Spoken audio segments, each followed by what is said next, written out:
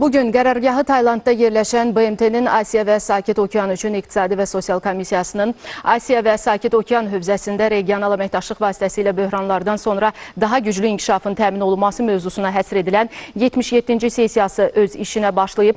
Sessiyanın Asiya və Sakit Okean regionu ölkələrinin dövlət və hökumət başçılarının çıxışları segmentində Azərbaycan Respublikasının Prezident İlham Əliyevin videoformatda çıxışı təqdim olunub.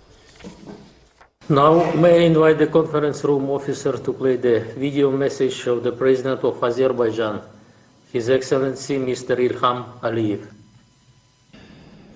Distinguished heads of state and government, distinguished Under-Secretary General for the United Nations.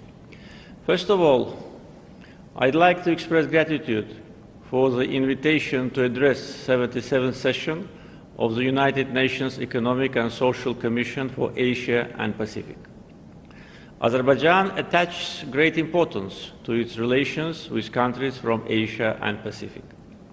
COVID-19 pandemic exposed the world countries to new challenges.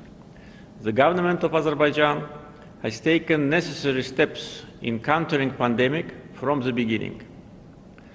In order to mitigate the impact of coronavirus on the economy, support business, and ensure macroeconomic and fiscal stability, the solid socio-economic stimulus package has been released.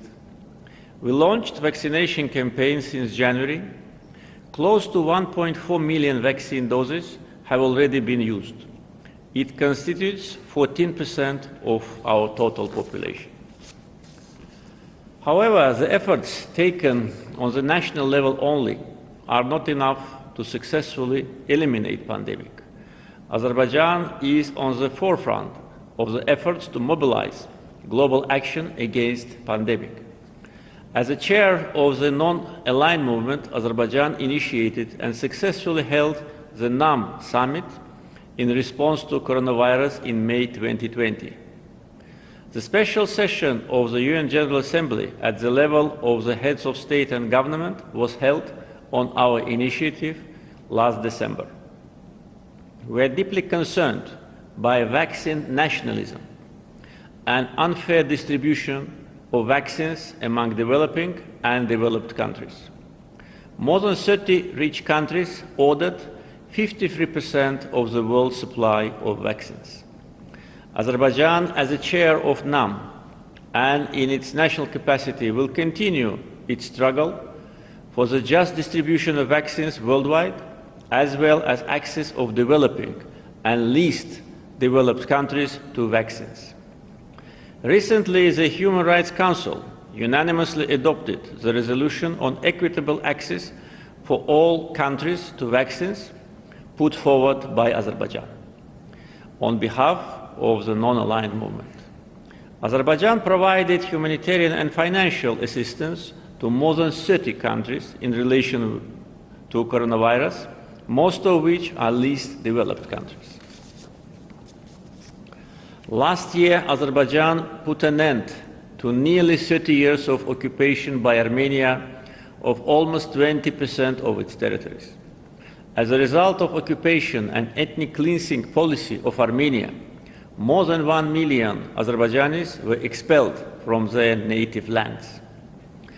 In 1992, Armenia committed the Khojalı genocide, killing 613 innocent civilians, including women and children.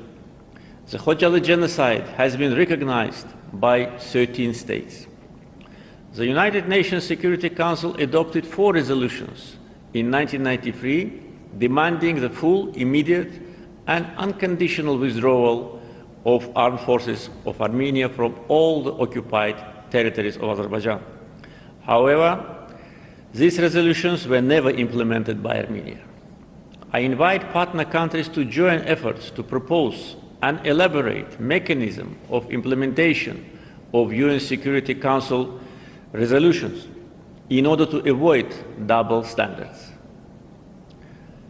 We all witnessed that some Security Council resolutions are implemented within days, but in our case, they remained unfulfilled for 27 years.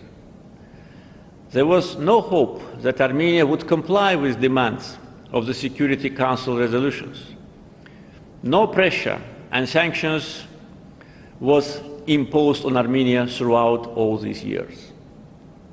Instead, Armenian military political leadership was threatening Azerbaijan with new war for new territories. In July 2020, Armenia perpetrated military provocation along the state border. In August, Armenian sabotage group attempted to penetrate through the line of contact. On September 27, Armenia launched large-scale military aggression against Azerbaijan, heavily shelling the military and civilian populations. Azerbaijan was compelled to launch counter-offensive operations to defend its citizens.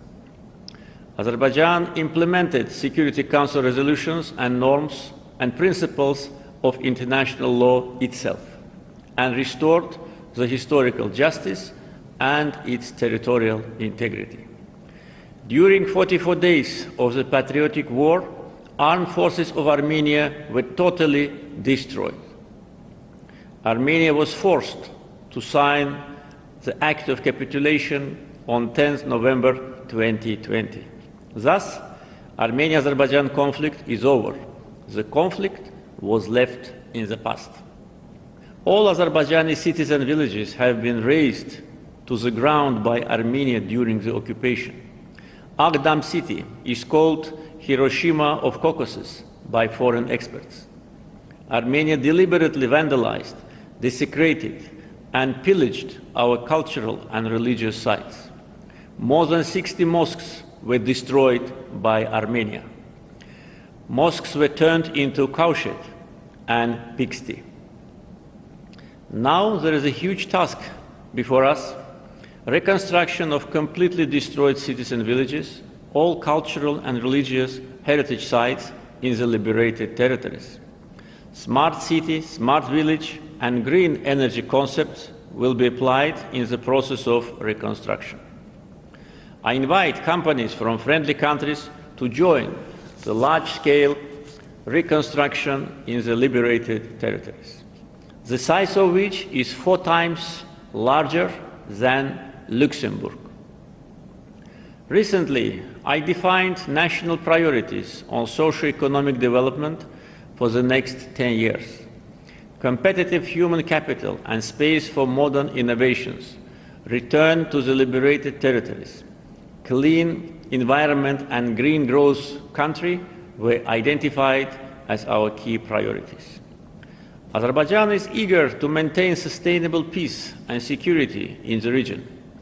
Azerbaijan has made enormous contribution to the launch of regional connectivity projects such as East-West, North-South, North-West transportation corridors. We are now working on the realization of Zengezur transportation corridor, which will be an integral part of the East-West corridor connecting Asia and Europe through Azerbaijan. The corridor will allow Azerbaijan to strengthen its position as Eurasia's transport and logistic hub. I invite partner countries from Asia and the Pacific to consider the potential of this regional project. Thank you for your attention.